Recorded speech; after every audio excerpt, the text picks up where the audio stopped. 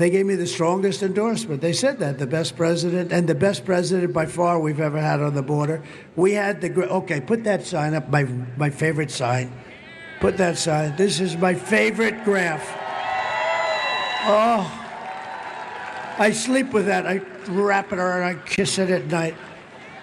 Because without that graph, I'm not here. I hate to tell you. I'm not here without that. But importantly, look at the big red arrow at the bottom. That was the lowest point of illegal immigration ever that we had known in recorded history of our country. And look what happened. That was when I left. That was my last day. It was the lowest point, and that included human trafficking, and mostly in women. I hate to tell you that. All right, welcome back. I'm Bill Quinn. I am joined today by Professor David Clements. Professor Clements, thank you so much for making time for us. Anytime, Bill. It is great to have you back.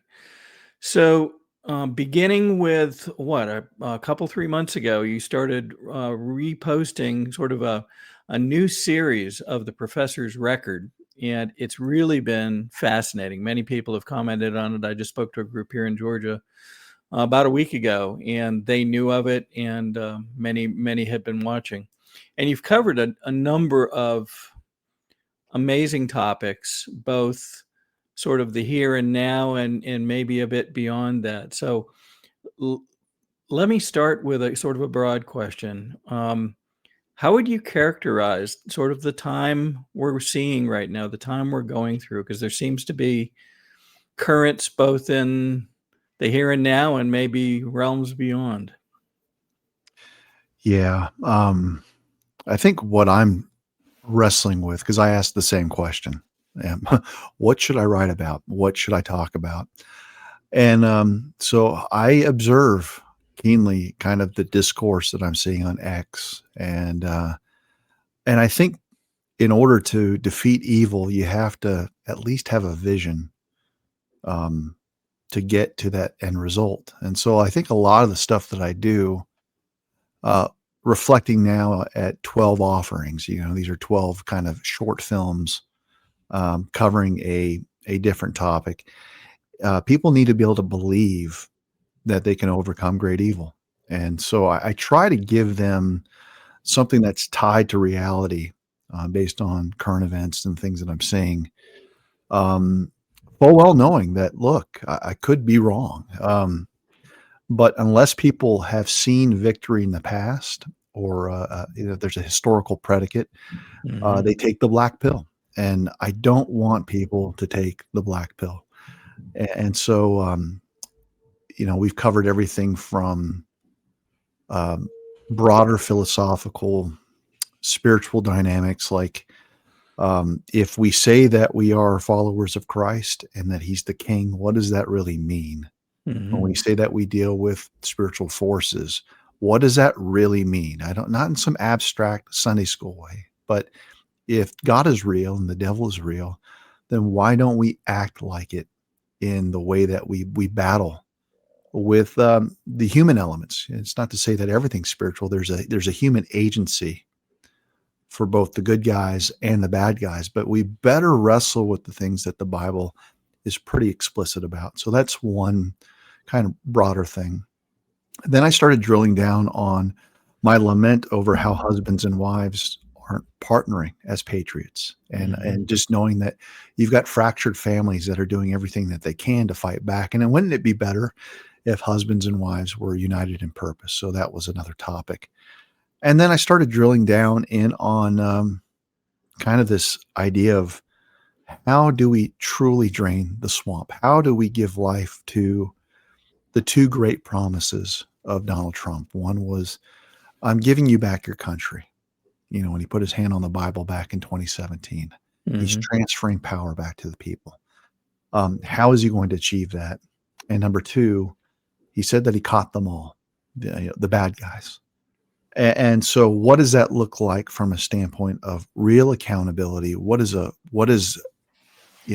mechanics of how you get there? Because everyone and their mother would tell you that they're not satisfied with the level of accountability yet, the number of arrests yet.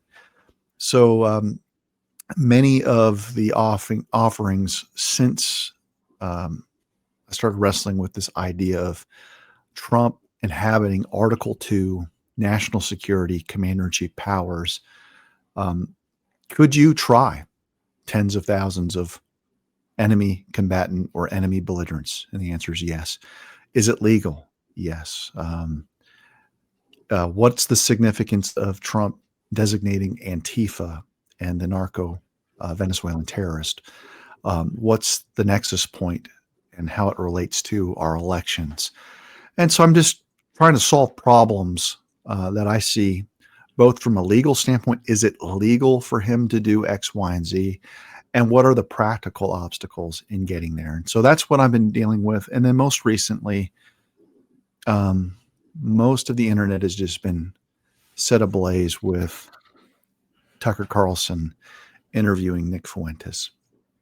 And so I watched that. You know, you can't help but get sucked into it because you're sitting there going, okay, where do I fit into this larger discourse? What do I believe about the people of Israel and the Israeli government in particular? And is Tucker, a Nazi for interviewing Nick Fuentes? I mean, these are things that I don't really want to get involved with, but I have an opinion, and the opinion to me is relevant to this salient point, and that is when people start blaming Tucker for the loss of an election in New York with Mamdani, when people start saying that there's a rise of anti-Semitism and it's turning into a certain election result, and none of the people that are positing that have given lip service at all to rigged election machines, to rigged software, to the mail-in ballots. And when we overlook Charlie Kirk in particular and his new concern about censorship coming from the Netanyahu regime, basically there was a offer for an infusion of millions of dollars through American donors, but they were sympathetic to the cause of Israel. And, but there were strings attached. You have to stop being critical of Netanyahu's pursuit of basically genocide in Gaza. Don't be critical of his pursuits for war in Iran. And so you start looking at Turning Point and all of the good that Charlie Kirk did. This person who's always been a staunch defender of Israel, all of a sudden becoming very, very sensitive to the IDF's delay on October 7th and the massacre that occurred there. And as soon as he started not only advocating for greater discourse on that issue, but went to meet with President Trump along with Tucker Carlson to say, we don't need another war in Iran. We don't need regime change because regime change has not served the American people going back. And so he's putting his fingers on the pulse of young people and just being so war weary. I mean, if you're under the age of 30, you've never known a year where we weren't involved in at least some abstract That's right. war in the Middle East. So it makes me look at, okay, when we talk about money and we talk about money being raised by Turning Point, where my radar starts to just hone in is, what is that money being spent on? And when you realize that over $100 million was allocated for early voting, ballot chasing, and silence on the machines, and I sit there and I go, who does this benefit to have these talking points? And these talking points coming out of something that's purportedly conservative, that are in lockstep with exactly what the Democratic Party says is good about the way that you vote. It's exactly like the RNC's talking points, which have portrayed MAGA time and time again. And it's exactly, it's in lockstep with the intelligence agencies' preferred method of how the American people vote. Basically, vote in a way that conceals your ability to detect and see fraud. So this is not me making some wild claim that, Israel's doing this or the Israeli government's doing this. I don't appreciate opinions from certain talking heads ascribing victory or loss to some superficial talking point on how people feel about the Middle East, while there's wholesale avoidance of the machines and the software that literally can create perception through the stroke of a key. And that's what I've been wrestling with. And, so that's where I'm at. And I've kind of, after 12 weeks of ruminating on pretty deep issues like this, I'm taking this weekend off to recharge. Oh, yeah. and see if I can get a little bit of fresh inspiration on where to go next. Well, it's interesting that you should say that, because myself and others that I've spoken with in the last few months all feel like we're kind of guided that way. If you don't know where to go, wait, listen, pause, and something will bring itself forward often, and you'll feel drawn toward, oh, that's it. That's the next step. And so I know exactly what you're saying. There's so many things in there to talk about. I wanted to ask about something that you focused on several weeks ago. And I had actually seen it myself months before. And it was one of those times when you ask yourself, am I supposed to have seen that? Or is that something I tripped across and I'm supposed to leave it alone? And it was the instance that you brought up during focusing on Trump and his favorite chart, if you will. Mm-hmm. And the fact that, most people have looked at that chart. I just spoke to a group this week, and most people have seen that chart. They know exactly what chart you're talking about when you, it was the chart he had up in Butler when he was, when the assassination attempt occurred. But so few, I think one person, maybe two in the room, had ever looked at the detail. And when you do, you notice that the chart says Trump leaves office, and it's pointing to what appears to be about April of 2020. And the question is, what could that mean? So you brought out, was this a meaningful communication? And I've been fortunate enough to speak to some folks that have been pretty close to Trump, and I've never heard anybody say, "Hey, if you make a mistake, it's no big deal." If someone made a mistake on a chart like that, you would have thought they'd fix it, and fix it quick. And yet that chart has been shown dozens, maybe hundreds of times. How did you come about it? Had you seen it when it first came out, or did you realize later that it was odd? And then how did you struggle through, do I do something with this? Yeah, well, there are anons. There's the Q movement, right? And they really are the people that focus on every detail there is. And so when I say that, people can roll their eyes and they've got their own opinions on what Q is. But if you want if you're going to sift through evidence on social media, you're going to find that there are dozens, if not hundreds, of anonymous accounts. And many of these accounts have huge followings. So we're talking about tens of thousands, if not hundreds of thousands of followers that dissect everything. And so I had seen that chart being brought up several times by an anon that goes by the name of Joe Rambo. So I don't want anyone to think that I came up with this on my own. But my kind of, I've had an arm's length distance with the Q stuff, not because I don't find it fascinating, because I absolutely do find it fascinating. And I think people that are so quick to write it off and criticize it, just you need to concede that it's a thing, whether it's a thing that's a white hat operation or a black hat operation. Reasonable people can disagree on what kind of psyop it is, but there's no doubt that it is a psyop.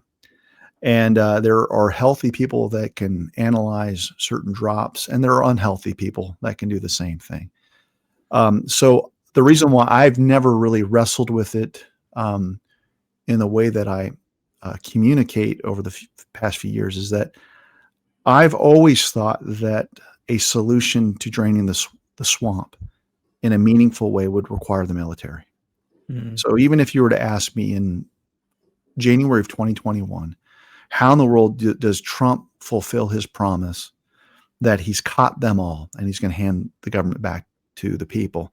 As a longtime civilian prosecutor, I could tell you it's impossible, even in 4 years, to prosecute and bring to justice the number of traitors to this country through the system that I mastered. So the whole premise behind the Q stuff is there's a military-civilian alliance. So even without ascribing or having any faith or knowledge of what Q was, because back then I didn't know what it was in any event, I basically accepted this premise that I agree it's going to require a military-civilian alliance to bring about the benefits of reverse brainwashing of people that have been lied to by the mainstream media for decades. But my biggest concern about whatever this thing is that it might breed passivity if you think that there's some external military force that's going to save you.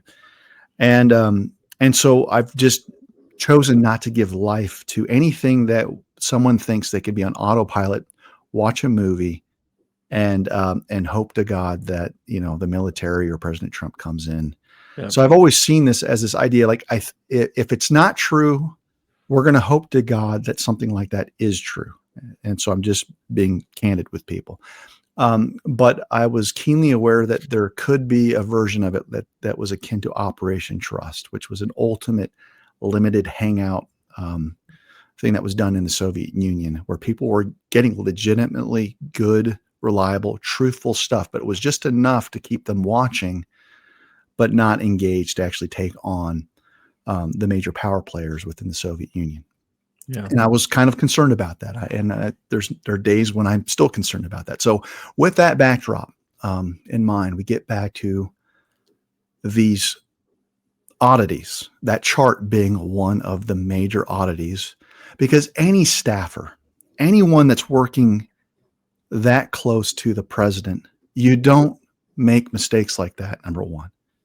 You get fired.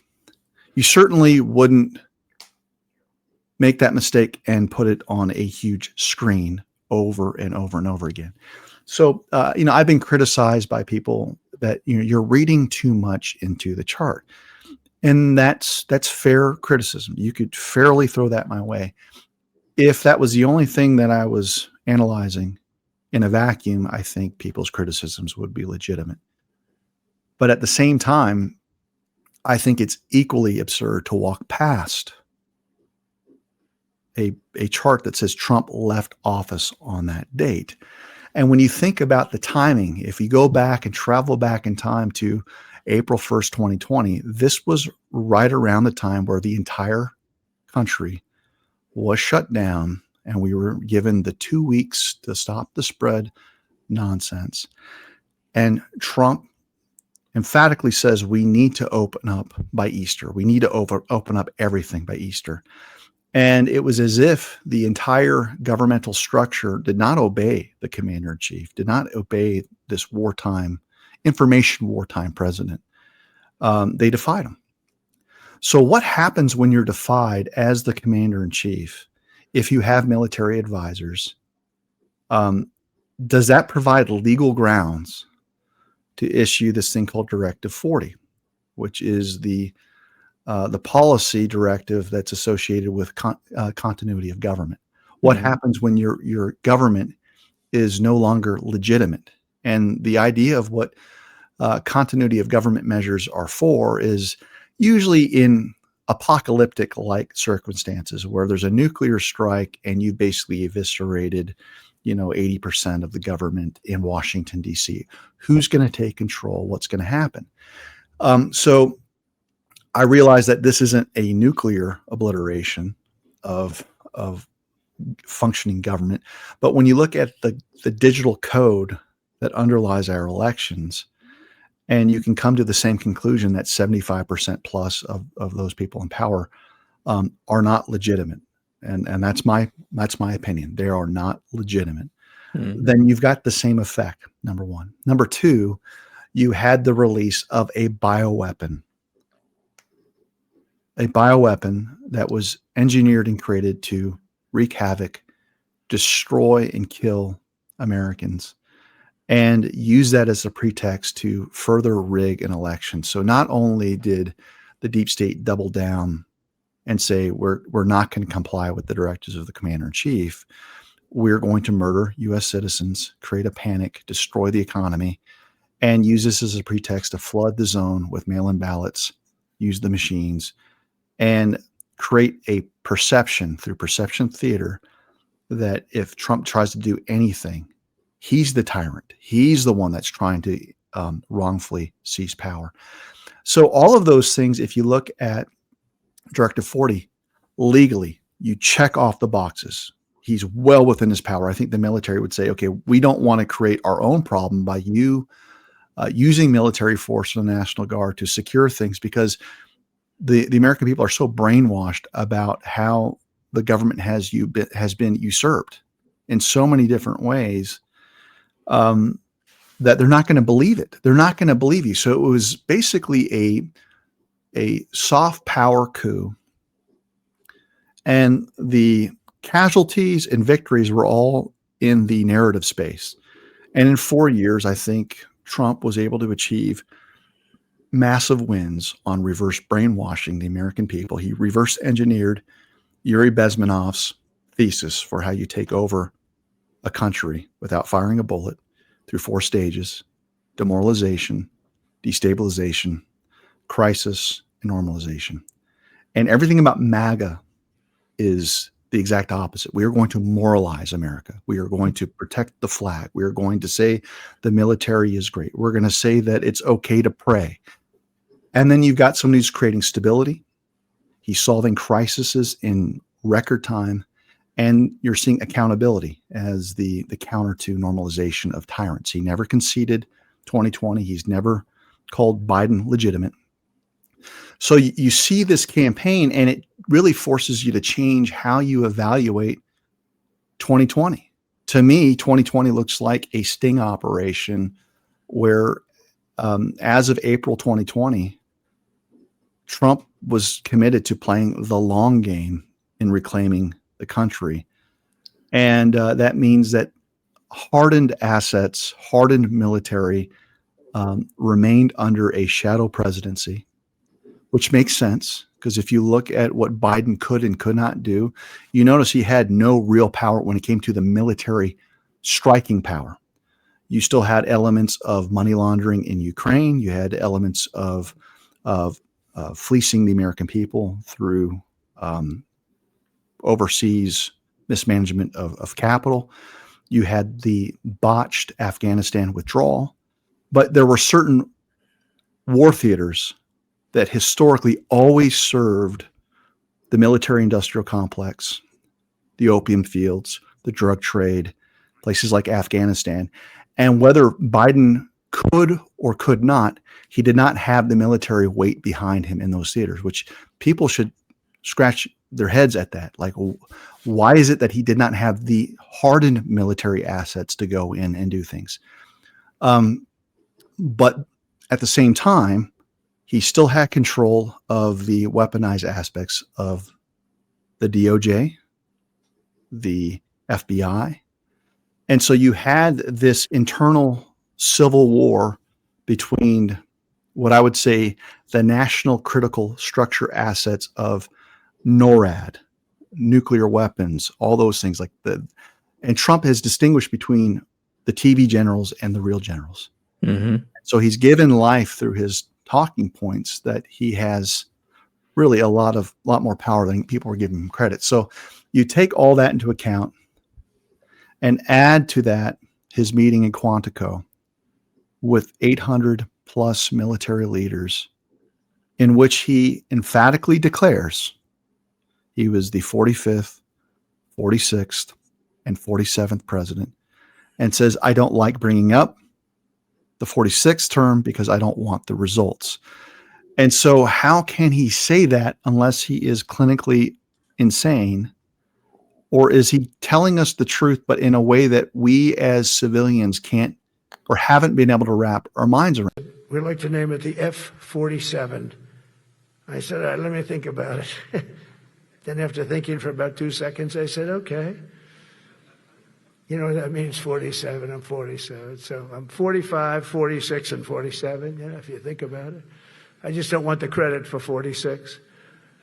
I don't want to have their open borders and people coming in from all over the world, including jails and mental institutes. I don't want that on my record, but I like having it. And, and the people that criticize what I'm sharing with you, Bill, and many of them are attorneys, if they would just look at their own life's work as an attorney, they have no idea about how a military commission works. They have no idea. They have no experience on the matter. So I started looking at preliminary inquiries and commanders' investigations and tribunals and how that functions. And all of a sudden, the things that have always bothered all of us, very quizzical things like, why does it look like Biden is always on a set? Mm-hmm. Why does it look like those aren't real windows behind him? Why is it that he's just this gaffe machine? And then it forces you to just recalibrate what reality is. And I'll be the first one to admit, I don't pretend to know anything, but you'd be lying to yourself if you didn't ask the question of, why does he look so different? Why does it look like he's wearing a mask? Why does it look like he's bumming around? Why is he the greatest red pill dispenser in the way that he walks and communicates? Yeah. And yet we're told, walk past it. And so all of that to say, I've got a lot of different, I think, things that corroborate why I think we are under a continuity of government framework. And it also answers the biggest question that people should be asking themselves is, how in the world, given our rigged infrastructure, did Trump get back in 2024? Which means he would have had to have some military assistance to block the digital cyber warfare coming from places like Serbia to tamper with election night reporting, because what we did not see in November of 2024, unlike 2020, was the dreaded F curve that inserted hundreds of thousands of digital votes in election night reporting to create the perception that Kamala Harris was winning in key swing states. That did not happen in Trump's races. It happened in other races. And number two, we didn't see the counting of hundreds of thousands of fraudulent ballots that arrived after the close of polls in places like Pennsylvania. There was an interdiction effort where they could not flood the tabulators with these botched votes, at least when it came to Trump. So you add that with curious stories from Joe Rogan, who was at the watch party with Elon Musk. Elon Musk checks his app and says, this is well before they called the races, by the way, Trump won. We're good. Okay, so if that was anyone else, you'd sit there and go, well, he's just being a nerd. It's like, no, you're talking to the guy that has probably the most pivotal role in satellite dominance. So when you talk about SpaceX and you look at satellite infrastructure, he's got tools and national security clearances that no one else has. So it's all of these things that, to me, makes perfect sense on how in the world did Trump get in spite of the rigged system, and more importantly, why I believe Trump knows that he has to solve the election crisis going forward. And that means like next year. Yeah, and before next year's election, hopefully. Yeah. There were two things that came to mind while you were speaking just now. You mentioned NORAD, and one of the dynamics that I believe, if we went back, as you say, in time and recalled some of the things Trump spoke of, he said at one point, I want to say it was April, maybe late March, he said, in an abundance of caution, because we might have already been attacked. And he didn't specify what that meant at that time, but it seemed that he was suggesting that COVID itself might be an attack. We're going to lock up Cheyenne Mountain. And Cheyenne Mountain was locked at that point. And again, that's the sort of the hub, if you will, of NORAD. And in addition, I can't find even today a notice that it's ever been unlocked, which was kind of interesting. Wow. And then there's other things like, and I'm sure you've seen this before as well. The Trump enacted a number of very broad executive orders. One of the most notable is Executive Order 13848, which speaks to foreign interference in elections or undermining public confidence. So either of those two. And it's very interesting. Here's when he enacted it back in September 2018. So he's defeated, in our view, during the 2020 election.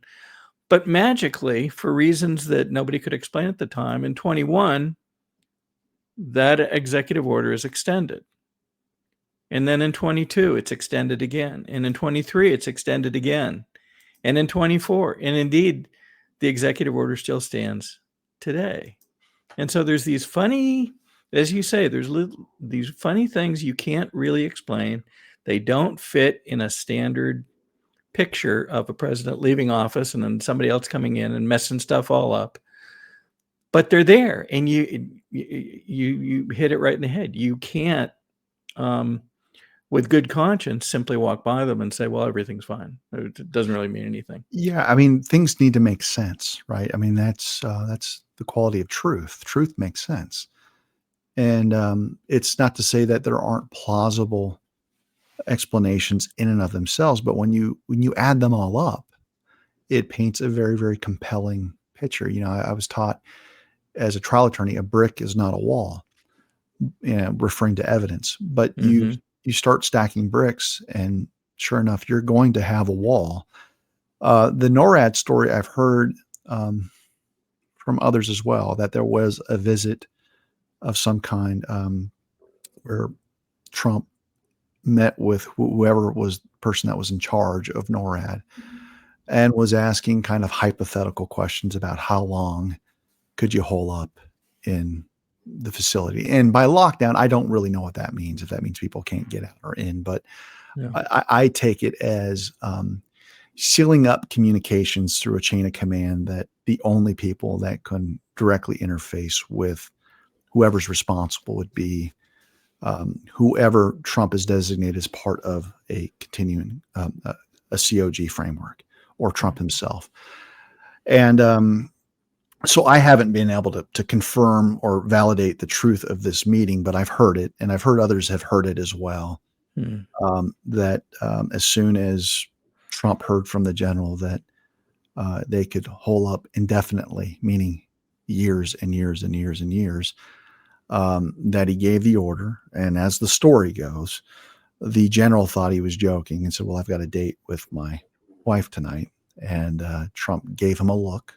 The story goes that he was serious. And so at that point, not only does this have the makings of a really, really neat story, you add to it certain things like Nancy Pelosi showing up and demanding that she has access to the nuclear codes and the biscuit.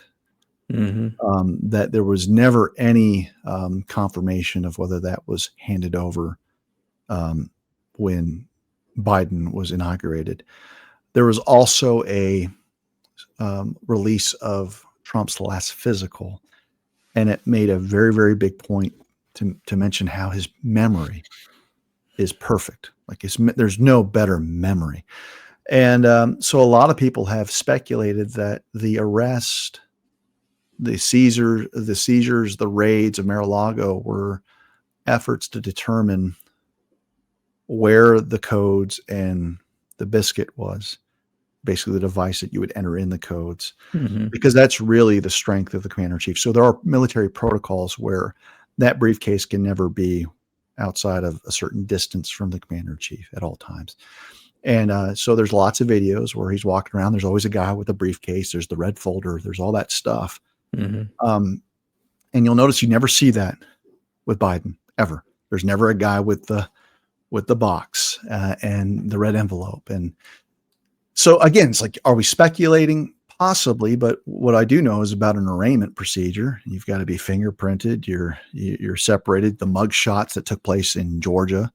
These are all opportunities to start scouring and getting intel on where that is in relationship to Trump. Now, some people could say that Biden had it all along. I don't think so. I don't think there's any evidence to suggest that Biden ever had access to the codes or to the biscuits. So the story looms large. And one of the ideas is what happens if you secure and tuck all that stuff away under the protection of NORAD. And if you've got a photographic memory where you can remember those codes, you're actually complying with the law, even if you don't have kind of the card on your person. If you've seen enough Jack Ryan films, there's always like the card where the president reads the codes. Yep. Crack it open and read it. And yeah. So what happens if you secure it all in one place and you've got this, and Trump clearly has this. So those are the kind of, that's a little bit more fantastical, I'll admit. But, in the larger drama of what we're seeing, this buffoon known as Biden, and just it seems like everything that he's done has had a boomerang effect of exposure to awaken the masses about some deep-seated level of corruption. Yeah, that's kind of a perfect lead into my next question, which is, you mentioned that there's anons and there's potentially hundreds of thousands of people looking at every detail. I've noticed that when folks appear to be pushing I'll call it a naive narrative, like, oh, well, we need to vote harder. we lost the Virginia governor's race, but we need to vote harder next time. Stuff like that ignores the realities of what we've heard from Tulsi Gabbard and others. These machines are like Swiss cheese. You can get in, you can hack them. Here in Georgia, I'm sure you're aware that one of the experts hacked it right in front of a judge in the middle of a courtroom with a pen. Yeah. And, just you can't make this stuff up. And yet these people seem to ignore it. But there's now many who will call them out almost instantly and then be able to produce the receipts to show, how could they be saying this when these things are true? And they show documents and they show instances and they show videos. And, to your point, in many of the areas you commented on, there are now people that have those details in hand. So, the mysterious absence, as you said, of the absence of the IDF on the Gaza border at the exact instant that an attack occurs. Probably one of the most guarded, surveilled pieces of property anywhere in the world. You can't get a cat through that fence, and yet they just come pouring through, and there doesn't happen to be any IDF soldiers there. Stuff like that. And people challenge it, and they say, here's what it would normally look like. Here's how it normally works. That the elections, the rigging, as you said, within, I think, minutes. And you mentioned the F curve. I wanted to show this because you posted it recently, I believe, on your X account. We saw this occur in, I think, several states where one candidate was leading in the middle of 2020. They shut down counting for a while. When it starts back up, boom, there's this almost instantaneous juxtaposition of positions. And one of the interesting things was people were noting that in the governor's race in Virginia, almost the exact same thing happened. A little lesser extent, but look, we get 90% of the way through the election, and here's this swap of positions again, magically. And we've done all kinds of discussions on law of big numbers and all that kind of stuff, which says these things don't really happen naturally. They normally have to have underpinning that creates them. Yeah. So that graph you show seems to suggest a PID control is at work. It's a closed feedback loop system. So people that have used cruise control or a thermostat, there's a set point, in order for me to have the thermostat and, the air be at a 72-degree temperature. You're dealing with different outside forces like heat, so you can hear things come on and off to regulate and get that temperature to its set point.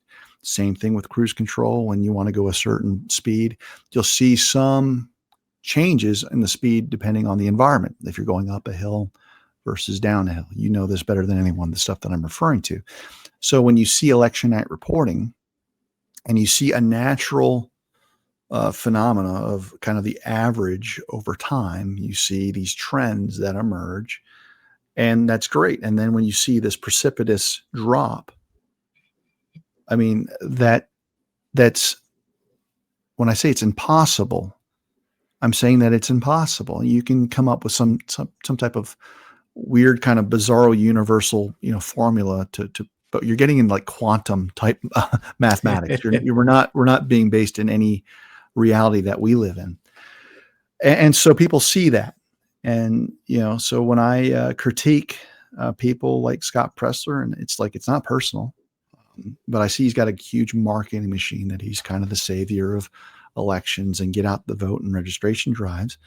And when he's forced to put out a post on X that the electronic poll books showed 26,000 people erased on the rolls, and this is in the digital space, the first question I ask is, well, how many voters did you register in that county, Scott? Did you register 26,000? Because if you didn't, what we've been saying for years just occurred. It cancels all of your work. And that happened in strategic places. So that's just the poll books. You also have the tabulators that shut down in 3 strategic counties. I don't know if it was either New Jersey. It might have been New Jersey. And the tabulators that they used were Dominion. And Dominion's been in the news through the acquisition from Scott Leindecker and the rebrand into Liberty Vote. Well, Liberty Vote and the owners of that new entity owns the Total Vote no-wink poll pads, which were also in use in these same states.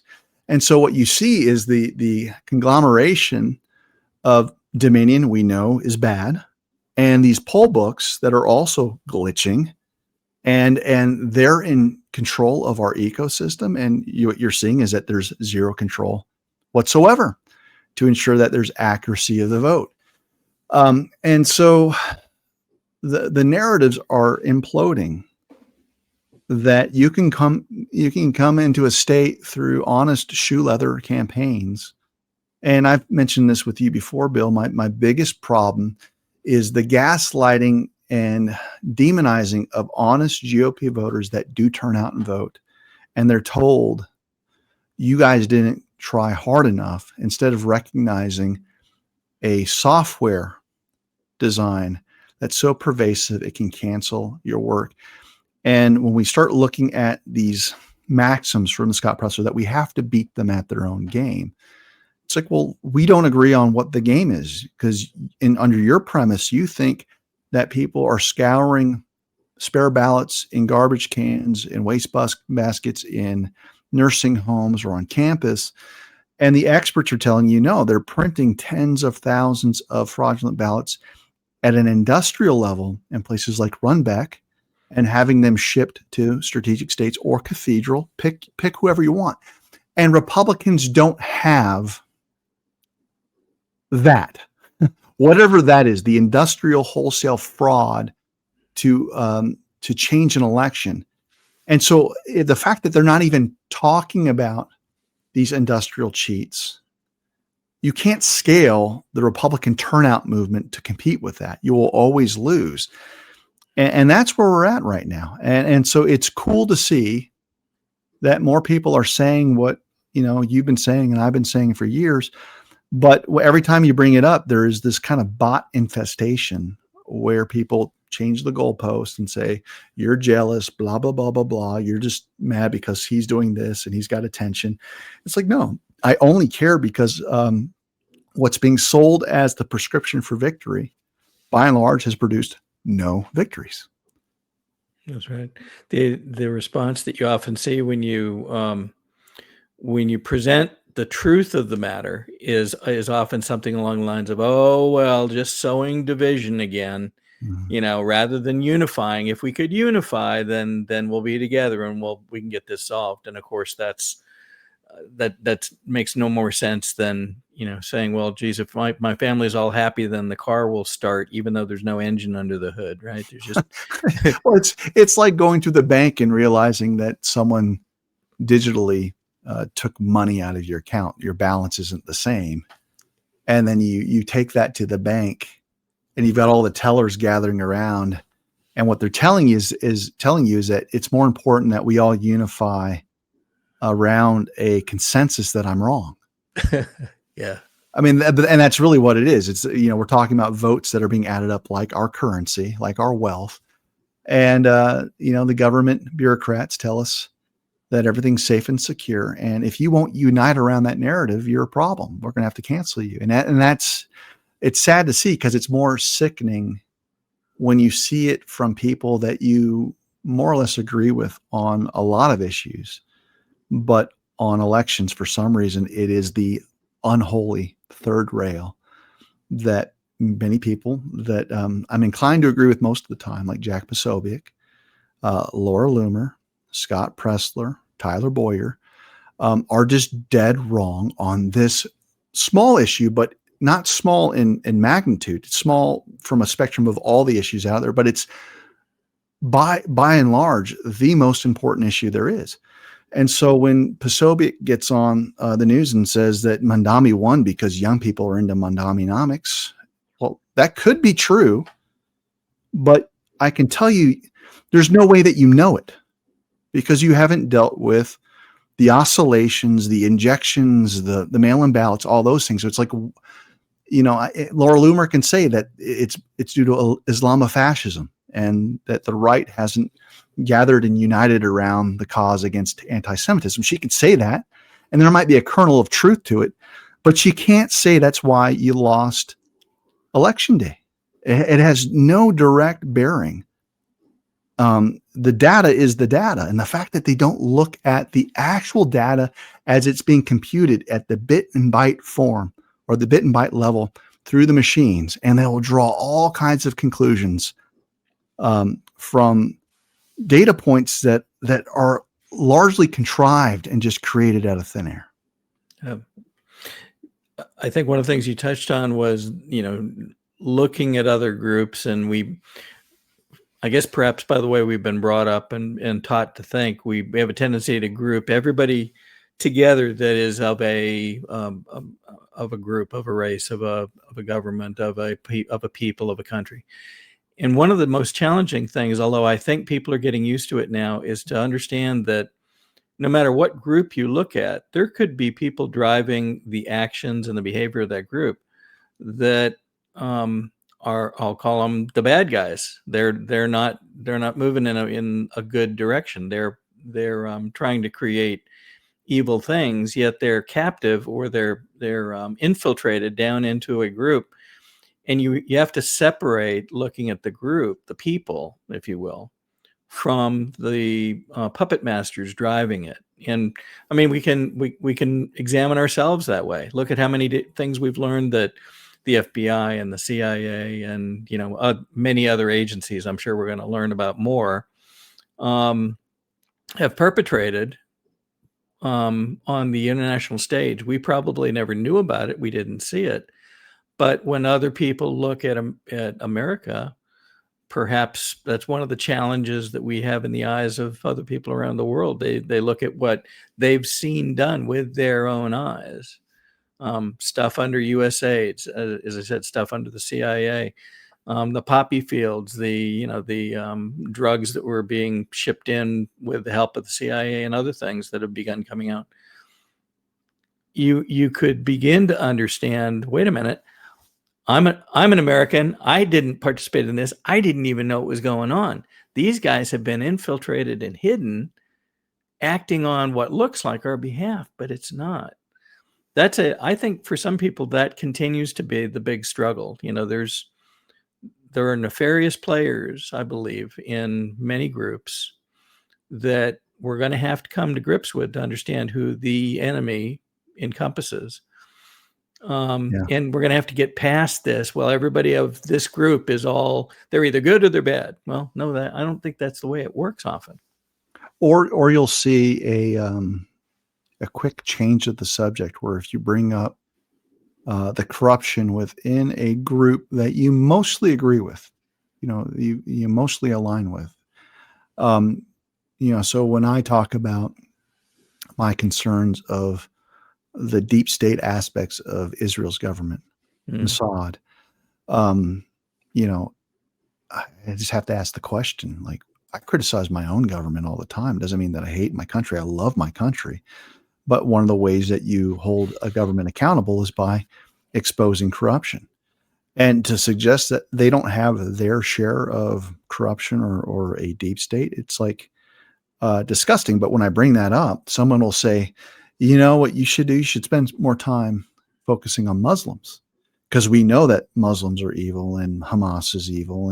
And it's like this thing where they want you to think about the problem like it's football teams. Like, well, who on the scale is worse? And aren't you part of the problem if you're talking about this, when we can all agree that, radical Islam is far worse? And so my response to that is, think of this in terms of, if you believe that Satan exists, and I do, and we're told that he is the chief primary deceiver there is, and that he can disguise himself as an angel of light, you better be in tune into who his enemies are. And his enemies are the children of Israel and the church. And I'm praying for some unity between the Jewish community and the church. But you're going to basically pick a spot and park it in either camp, and do the most heinous things to undermine both of those areas. And so it's kind of akin to, why would I spend time sounding the alarms against Bernie Sanders and AOC when everyone can see them as socialist communists? Like, you don't need my help in identifying what they stand for. It's really clear. Just like you don't need my help in identifying radical Islam. You see it. You see it in Dearborn. You see it in Texas. You see the iteration of it. It's really ugly. It's really easy. What I want to focus on are, how do we protect our own houses from insider infiltration that weaponizes my own faith against myself as a bought and paid for believer in Christ, who cares about the gospel going forth, who has a love and a heart for all people, including Israel.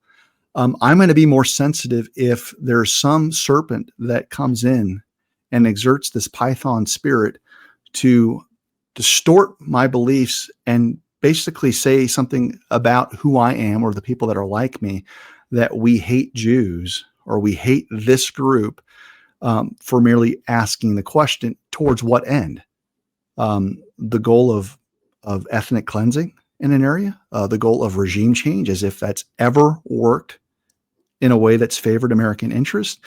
And so what you're seeing is this very, very subtle thing, that if you're going to dominate and play this cosmic chess game of thrones and rulers and nation states, the best place to be is right next to the king, whispering in his ear. It's kind of like, in the Lord of the Rings with Wormtongue, whispering into King Theoden.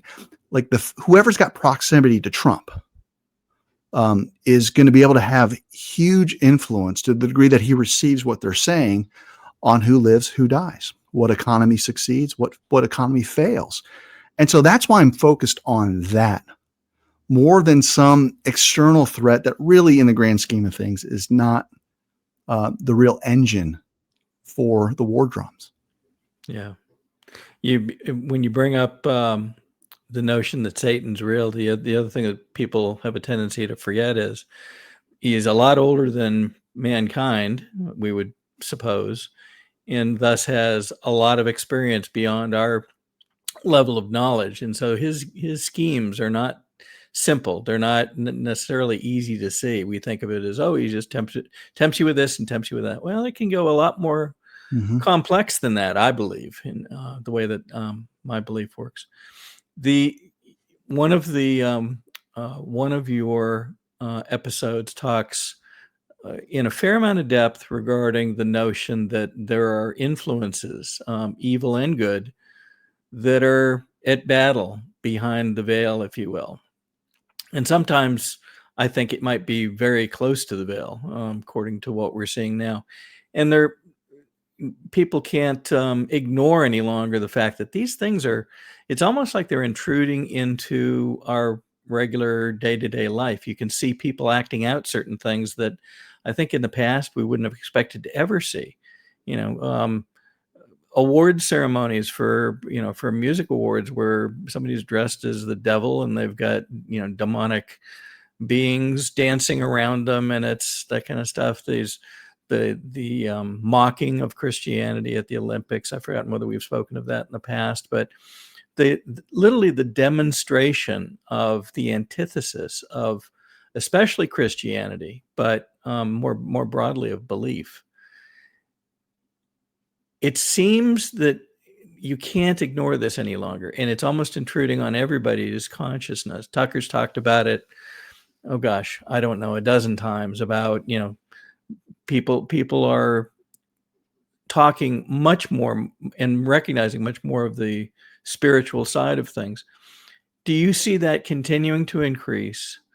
And more importantly, do you see it moving in the direction that it should, which means more people taking on the wish or the direction necessary to become perhaps more godly, more belief-based, more faith-based? What's your sense as we stand here today?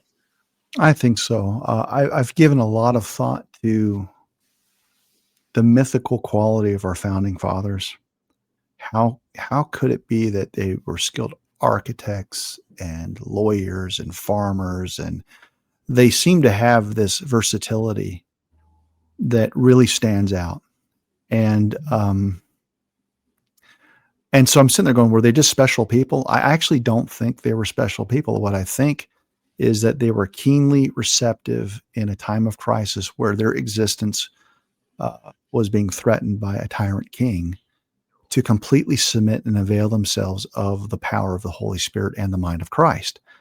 And as people that completely submitted their lives to an omnipotent, all-powerful, ever-present God that worked through them, you saw this miracle, and the birth of the greatest nation that I'm aware of. And so I think likewise, if we're going to come back from the abyss in 2020, there's never been a time where we were closer or perhaps already in the abyss. It was going to take something that was providential and something that was far greater than your favorite patriots. And so what I've seen are great men and women emerge on the scene, and I don't really think that they're great. I think what you see is this clarity of vision that in order for us to fight evil, we have to be the recipients of God's grace, his goodness, and his gifts. And when he gives them, watch out, because now you're playing with real firepower. So I don't see people's openness to talking about their faith as like this cultural thing where we're kind of just, it's hip. I think that the reason why people are talking about their faith is because they're seeing that it's essential for our survival. So when Tucker Carlson comes out and says, I got mauled by a demon, you can laugh at him, you can mock him, but whatever that experience was, it transformed him into talking about faith and why he is taking stands that he didn't take when he was at Fox. I mean, he was still kind of our favorite pundit in the latter years when he was there, but he still was avoiding things. And so I kind of see, just case in point with Tucker, he's talked about how the Apostle Paul is his hero. And who was Paul? Paul was the chief Pharisee. And when you look at today, the chief Pharisees aren't what you think. They're really not the religious leaders. They are the media talking heads that persecute and judge. And I saw an exchange between Tucker and a British media personality. And I just thought, man, Tucker will wipe the floor with him. And that must have been he's kind of like Paul in that sense. Like he was kind of the chief persecutor and person that had kind of the top voice, at least on the conservative side. And then he had this encounter with Christ. And now when he goes on shows where typically the traps are set by the Pharisaical media class, and usually it's like, oh boy, this is going to go bad. Not because the person that's the guest is dishonest or mean or evil. It's just that they're not as wily as these ravenous animals that are there to make you look like an idiot and destroy you. Well, Tucker sees it a mile away and he's better at it. He's better at it than any of them.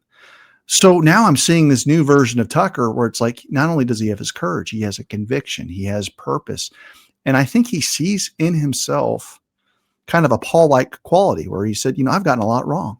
I was a neocon before anyone else was a neocon. I was cheering on war here and cheering on war there. And he's completely different. And the difference now is that he's using those gifts in a way to defend America, defend, an America first an agenda.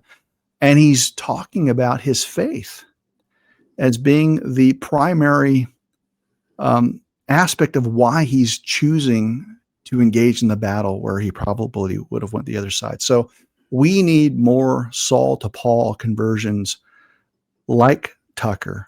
We need him to seek out the lost in people like Nick Fuentes before it's too late, to see if we can correct him, to get the audience of millions and millions of young men under 30 to not demonize an entire people group, but see the individual quality of all image bearers of God and unite and unite around who our true enemy is. And it's the devil, and it's the fallen angels. It's the princes and principalities that are trying to orchestrate evil from the heavenly realms. And so as Christians, if you really want to be effective in spiritual warfare, you have to understand where real power comes from. And it comes from third heaven. That's the throne room. And the book of Daniel talks about Daniel praying to God for deliverance. And we hear the story of the archangel Michael being delayed 3 weeks. But he was dispatched the moment of Daniel's prayer. Mm-hmm. But he had to war and fight with another spiritual entity, the Prince of Persia, before he could get to Daniel and provide relief. And so we have to stop thinking purely in terms of our battles in the natural with natural people, because if that's all you're consumed with, you're blind. You don't really see where the real authority is. And so I think if we're going to enter into a kingdom age where the best is yet to come, truly, and we want to experience a season of refreshment and blessing, we need to be disposed of where to get real weapons to do battle. And so I think there's this beautiful convergence finally of nominal Christians or people that go to church on Sunday realizing that we have been sold a version of Christianity that is largely impotent. And Satan's fine with you going to church and singing a hymn. What he doesn't like is a bold body that realizes it's got authority and it's got weapons, and you can literally have him under your feet because you're sitting at the high places with the king. And so we have to have that mind of just being so prayer filled in the way that we go about doing things. And so, I think it's essential. I see it in myself. I see it with people that I'm around. And it's really amazing to see that there is this massive revelation that's being given and deposited into hearts around the world with people that are small, have their own broken stories. And yet we're seeing champions emerge in every community fighting back and calling out the lie. Yeah. It's many people have wondered, gosh, how is it possible this has taken so long to get to the truth, to resolve, why was this massive thing? And going back to what we talked about earlier, one of the things that Trump said on many occasions, dozens, I think, maybe it's good we had this pause. And I think in some ways that pause perhaps was necessary to allow what you just described, those changes to mature in people, for their awareness to begin to crystallize around, hey, I'm supposed to be doing something different. I just spoke to a group recently, and one of the questions I often ask is, are we at war? And the answer is yes. And then they'll say, are we at spiritual war? And the entire room said yes. And they know it. And it's in large part because they've come to sense their, I think, roles that might be different, individual, different paths, but all just contributing to the proper direction. I wanted to make sure people knew how to find you, so that as you continue to bring out these fascinating topics, they can follow along. So take us through the professor's record and where they can get access to your writings and your podcast. Well, I don't know where your viewers are, whether they're on Truth or Telegram or X, but what I can tell you is, if you go to my website, it's theprofessorsrecord.com, all one word. There are little icons and buttons to all the different social media that I'm on. So if you go to my website, just look for the X icon if you're on X, and follow me there. Or if you want to go to my Rumble page and subscribe for the videos that we upload, just click on the Rumble tab. But what I'm really asking folks to consider is to support me over at Substack. And you've got it right there, professordavidclements.substack.com. That's really where I'm focusing on having my ecosystem of weekly articles and short films and videos to walk through it. And so if you're on YouTube, I'm on YouTube. If you're on Rumble, I'm on Rumble. If you're on Gab, I'm on Gab. But I really pretty much play with X, Telegram, and Facebook, surprisingly, has made a rebound, which was completely surprising to me. That was one of the places I was most suppressed. But I can tell you, in the last 2 weeks, I've gone from 5,000 followers to 17,000. And it's just exploded with people that are seeing the reels on short clips from the videos. And that's a complete surprise to me. I'm still relatively shadow banned on YouTube. I don't have a ton of reach there, but so I'm trying to kind of pour life into areas that I'm seeing a response. In some places it's just dead. I'm not getting any feedback. But if you go to Substack, you're guaranteed to get email updates every time an episode launches. And for people that opt to be a monthly sponsor, they can have a little bit more access and Q&A and challenge me on things where they think that I might be wrong, give me their thoughts, or give me suggestions. And this Sunday at 3 p.m. Mountain Time, I'll be doing a Q&A with the monthly sponsors over at Substack. I would invite anyone to chime in and let me know what they'd like for me to research and write on. Oh, that's great. I am sure we will have much more to speak about as the weeks continue on. And thank you for everything I've heard from folks that are watching you already and have joined recently. Thank you. Thank you for the work. Thank you for the insight. It gives people, I think, confidence in a good schematic to work within, to understand. There's a lot of moving parts in this thing, but to your point, as long as you have the right relationships with God and with Jesus, that's often such a great starting point, because it makes everything else begin to fit in its niches, I guess is the way to put it. So, amen. Bill, what county are you in Georgia? Forsyth. Forsyth. Is that far from Cherokee? It's right next door to Cherokee. Right next door. So just so you know, I'm coming your way on December 4th. Apparently there's a Fellowship of Patriots and on December 4th, and I'm flying to Atlanta. I would love to visit with you in person and with other folks. So Thank you for that. let's touch base online. So anyone in Georgia, the people that you're talking to, just let them know I'll be in town. We will pretty soon. we will make special efforts to make sure people know about that. If you recall, the last time that I know that you were in Cherokee, I was there at the same time with you, and you filled the room for the Cherokee County Commission in a way that I don't believe had ever been done and may not have been done since. Standing room only in a room for I've forgotten how many hundreds. So we'll see what the response is this time. Hopefully it'll be just as good. Yeah. Amen. All right. All We'll right. talk to you later. Thank you for being here, and we'll see you next time. Thanks.